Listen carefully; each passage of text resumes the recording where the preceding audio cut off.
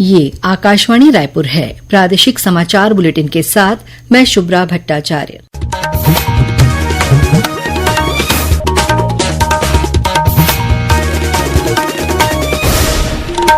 और पेश है आज के मुख्य समाचार।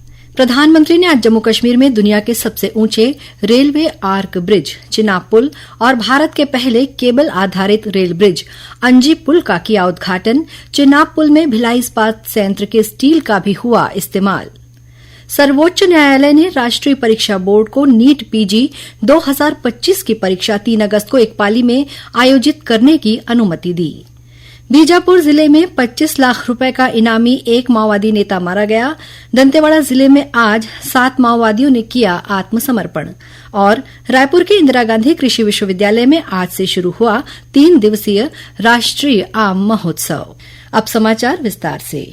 प्रधानमंत्री नरेंद्र मोदी ने जम्मू कश्मीर में दुनिया के सबसे ऊंचे रेलवे आर्क ब्रिज चिनाब पुल और उधमपुर श्रीनगर बारामूला रेल लिंक पर भारत के पहले केबल आधारित रेल ब्रिज अंजी पुल का उद्घाटन किया। इस अवसर पर प्रधानमंत्री ने कहा कि कश्मीर से कन्याकुमारी तक देश अब रेलवे नेटवर्क से जुड़ गया है। इसके अलावा उन्होंने 46,000 करोड़ रुपए से अधिक की लागत वाली कई विकास परियोजनाओं का शिलान्यास, उद्घाटन और लोकार्पण किया। चिनाब पुल के निर्माण के लिए Steel Authority of India Limited SAIL ने 16,000 मीट्रिक टन स्टील की आपूर्ति की गई, जिसमें दुर्ग के भिलाई इस्पात संयंत्र निर्मित स्टील शामिल है। भिलाई इस्पात संयंत्र के महाप्रबंधक जनसंपर्क अमूल प्रियदर्शी ने आकाशवाणी समाचार को बताया कि चिनाब नदी में बने विश्व के सबसे ऊंचे पुल में भिलाई इस्पात संयंत्र का 12,400 मीट्रिक टन से अधिक स्टील लगा है। इसमें स्ट्रक्चर प्लेट और टीएमटी बार जैसे उत्पाद शामिल हैं। उन्होंने कहा कि भिलाई इस्पात संयंत्र के प्रत्येक कार्मिक के लिए ये गर्व और खुशी का क्षण है। सर्वोच्च न्यायालय ने राष्ट्रीय परीक्षा बोर्ड को नीट पीजी 2025 की परीक्षा 3 अगस्त को एक पाली में आयोजित करने की अनुमति दे दी है। इससे पहले ये परीक्षा 15 जून को निर्धारित थी, लेकिन बोर्ड ने परीक्षा आयोजित करने के लिए 2 महीने से अधिक समय की मांग की थी। बोर्ड ने 3 जून को समय बढ़ाने की मांग करते हुए एक आवेदन दायर किया था, जिसमें कहा गया कि उसे परीक्षा केंद्रों की संख्या 2 गुनी और सुरक्षा व्यवस्था के इंतजाम करने की जरूरत है।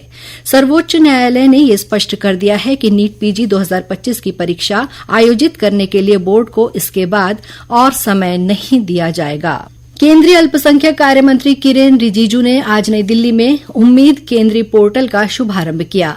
इस पोर्टल को नई वक्फ संपत्तियों का पंजीकरण, वक्फ विवरण दाखिल करना, औकाफ के रजिस्टर का रखरखाव और वक्फ के मुतवल्ली द्वारा खातों का रखरखाव प्रस्तुत करने सहित विभिन्न उद्देश्यों की पूर्ति के लिए स्थापित किया गया है। इस अवसर पर श्री रिजिजू ने कहा कि उम्मीद केंद्रीय पोर्टल वक्फ संपत्ति प्रबंधन और प्रशासन में पारदर्शिता लाएगा। आज वक्फ अमेंडमेंट एक्ट का पहला सबसे बड़ा इम्प्लीमेंटेशन का प्रोसेस शुरू हो गया है। ये उम्मीद पोर्टल ये डिजिटल तरीके से सारे वक्फ प्रॉपर्टीज का मैनेजमेंट किस तरीके से करना है, जिसके चलते कोई दुरुपयोग ना कर सके, कोई उसको छुपा ना रख सके, ना इसको किसी तरीके से गुमराह कर सके, पूरे ट्रांसपेरेंट तरीके से ये काम करे। बीजापुर जिले के नेशनल पार्क इलाके में सुरक्षा बलों और माओवादियों के बीच आज फिर मुठभेड़ हुई। इस मुठभेड़ में एक इनामी माओवादी नेता मारा गया है। इसकी शिनाख्त तेलंगाना स्टेट कमेटी के 25 लाख रुपए के इनामी माओवादी भास्कर के रूप में की गई है। घटनास्थल से माओवादी के शव के साथ ही एक AK-47 राइफल बरामद की गई है। गौरतलब है कि कल हुई मुठभेड़ में 1 करोड़ का इनामी माओवादी सुधाकर इसी जगह मारा गया था। इस बीच दंतेवाड़ा जिले में आज 7 माओवादियों ने पुलिस के समक्ष आत्मसमर्पण कर दिया है। इनमें से 2 माओवादियों पर कुल 1 लाख रुपए का इनाम घोषित था। इन माओवादियों ने दंतेवाड़ा के उप महानिरीक्षक कमलोचन कश्यप, पुलिस अधीक्षक गौरव राय समेत कई वरिष्ठ अधिकारियों के समक्ष आत्मसमर्पण किया है। आत्मसमर्पण करने वाले सभी माओवादियों को पुनर्वास नीति के तहत 50-50 हजार रुपए की सहायता राशि दी जाएगी। वहीं कांकेर जिले में सुरक्षा बलों ने एक माओवादी को गिरफ्तार किया है। मिली जानकारी के अनुसार बीएसएफ और जिला पुलिस बल की संयुक्त टीम ने घेराबंदी कर एक संदिग्ध व्यक्ति को बिना गुंडा से गिरफ्तार किया। पूछताछ के दौरान इसने ग्राम झारावार के आगे पहाड़ी के पास पुलिस और नक्सली मुठभेड़ में शामिल होना कबूल किया। आरोपी ने अपना नाम राजू नुरेटी बताया और इस पर 5 लाख रुपए का इनाम घोषित था। प्रधानमंत्री नरेंद्र मोदी ने भारत के युवाओं की वैश्विक उपलब्धियों का उल्लेख करते हुए आज कहा कि देश के युवाओं ने विश्व में अपनी छाप छोड़ी है। केंद्र में राष्ट्रीय जनतांत्रिक गठबंधन की सरकार के 11 वर्ष पूरे करने के अवसर पर श्री मोदी ने युवाओं को गतिशीलता, नवाचार और दृढ़ इच्छा शक्ति का प्रतीक बताया। उन्होंने कहा कि पिछले 11 वर्षों में देश का विकास युवाओं के दृढ़ विश्वास और असाधारण ऊर्जा शक्ति से प्रेरित है। देश में पिछले दशक के दौरान सेवा, सुशासन और गरीब कल्याण नीतियों के तहत उल्लेखनीय बदलाव हुए हैं। आकाशवाणी समाचार पिछले 11 वर्षों में प्रमुख क्षेत्रों में सरकार के प्रयासों और उपलब्धियों पर विशेष श्रृंखला प्रसारित कर रहा है। आज हम देश के सभ्यागत गौरव को स्थापित करने वाले सांस्कृतिक धरोहर संरक्षण प्रयासों का उल्लेख कर रहे हैं। भारत की सांस्कृतिक यात्रा का पिछले एक दशक में चहुमुखी विस्तार हुआ है। हम्पी के कालातीत मंदिरों से लेकर शास्त्रीय संगीत और नृत्य की जीवन परंपराओं तक सरकार ने मूर्त और अमूर्त दोनों विरासतों को नई ऊर्जा दी है। अयोध्या में राम मंदिर आस्था और राष्ट्रीय एकता के प्रतीक के रूप में स्थापित है। वहीं वाराणसी में काशी विश्वनाथ धाम कॉरिडोर परियोजना के माध्यम से प्रतिष्ठित काशी विश्वनाथ मंदिर को गंगा नदी से सीधे जोड़कर तीर्थयात्रियों के अनुभव को सुखद बनाया है। उज्जैन में महाकाल लोक परियोजना को विश्व स्तरीय सुविधाएं और आध्यात्मिक माहौल प्रदान करने के लिए शुरू किया गया। दूसरी ओर हिमालय में केदारनाथ और बद्रीनाथ धाम के पुनर्विवाह के माध्यम से इन पवित्र मंदिरों में जाने वाले तीर्थयात्रियों के लिए बुनियादी ढांचे और सुरक्षा को मजबूत किया गया है। समाचार डेस्क, आकाशवाणी समाचार, रायपुर। प्रादेशिक समाचार आप आकाशवाणी रायपुर से सुन रहे हैं। 5 देशों की यात्रा के अंतिम चरण में कल रात कांग्रेस सांसद शशि थरूर के नेतृत्व वाले प्रतिनिधिमंडल ने वाशिंगटन में उपराष्ट्रपति जेडी वेंस से मुलाकात की। बहुदलीय प्रतिनिधिमंडल की यात्रा की सफलता को लेकर श्री थरूर ने मीडिया को बताया कि प्रतिनिधिमंडल ने ऑपरेशन सिंदूर और इसकी अनिवार्यता के संदेश का प्रसार विभिन्न देशों में किया। इस बीच भाजपा के सांसद रविशंकर प्रसाद के नेतृत्व में सर्वदलीय प्रतिनिधिमंडल जर्मनी पहुंचा है। जर्मनी में भारत के राजदूत अजीत गुप्ते ने प्रतिनिधिमंडल का स्वागत किया।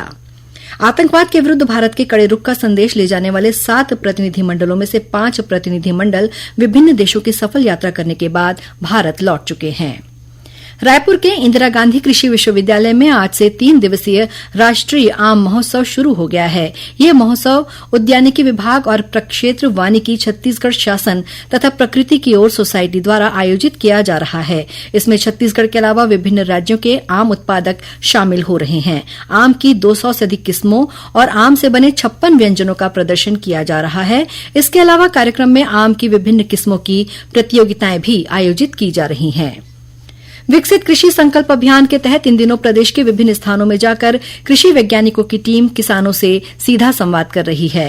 रायपुर स्थित राष्ट्रीय जैविक स्ट्रेस प्रबंधन संस्थान ICAR के वरिष्ठ वैज्ञानिक डॉ विनोद कुमार चौधरी ने आकाशवाणी समाचार को बताया कि अभियान के तहत कृषि वैज्ञानिकों की टीम किसानों को ये जानकारी दे रही है कि सीमित संसाधनों में आमदनी किस तरह से बढ़ाई जाए। किसानों को ये बताया गया कि आप जो है वो कैसे मैकेनाइज वे में जा सकते हैं, जबकि आजकल मजदूरों की समस्या हो रही है, पानी की समस्या हो रही है, तो कैसे आप छोटे छोटे उपकरण से जो आपकी एफिशिएंसी को बढ़ावा दिया जा सकता है और उसके साथ साथ खेती की लागत को कम करते हुए आपका आमदनी दुगना हो सकता है। तो ये सब बातें हम लोग जो है विकसित कृषि संकल्प योजना के तहत किसानों को बता रहे हैं। श्रोताओं, प्रादेशिक समाचार एकांश का समसामयिक विषयों पर आधारित कार्यक्रम बातों बातों में इस बार केंद्र सरकार द्वारा चलाए जा रहे विकसित कृषि संकल्प अभियान पर केंद्रित रहेगा। इस कार्यक्रम का प्रसारण कल 7 जून को FM चैनल पर सुबह 9 बजे से किया जाएगा। वहीं प्राइमरी चैनल पर इस कार्यक्रम का प्रसारण सुबह 10:30 बजे से किया जाएगा। इसे छत्तीसगढ़ स्थित आकाशवाणी के सभी केंद्र रिले करेंगे। राज्यपाल रमेन डेका ने मोहला, मानपुर, अंबागढ़ चौकी जिले के 10 टीबी मरीजों के लिए पौष्टिक आहार उपलब्ध कराने के लिए 60,000 रुपए की आर्थिक सहायता प्रदान की है। ये राशि उन्होंने अपने स्वेच्छानुदान मद से दी है, जिससे मरीजों के स्वास्थ्य में सुधार लाने में मदद मिलेगी। और अब कुछ समाचार संक्षेप में। कल ईद उल अजहा का पर्व छत्तीसगढ़ सहित देशभर में धार्मिक श्रद्धा के साथ मनाया जाएगा। इस अवसर पर राज्यपाल रमेन डेका ने प्रदेशवासियों को शुभकामनाएं दी हैं।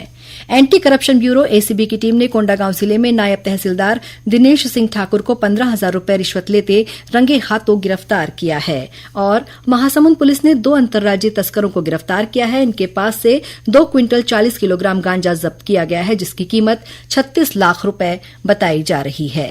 अंत में मुख्य समाचार एक बार फिर। प्रधानमंत्री ने आज जम्मू कश्मीर में दुनिया के सबसे ऊंचे रेलवे आर्क ब्रिज चिनाब पुल और भारत के पहले केबल आधारित रेल ब्रिज अंजी पुल का किया उद्घाटन। चिनाब पुल में भिलाई इस्पात संयंत्र के स्टील का भी हुआ इस्तेमाल।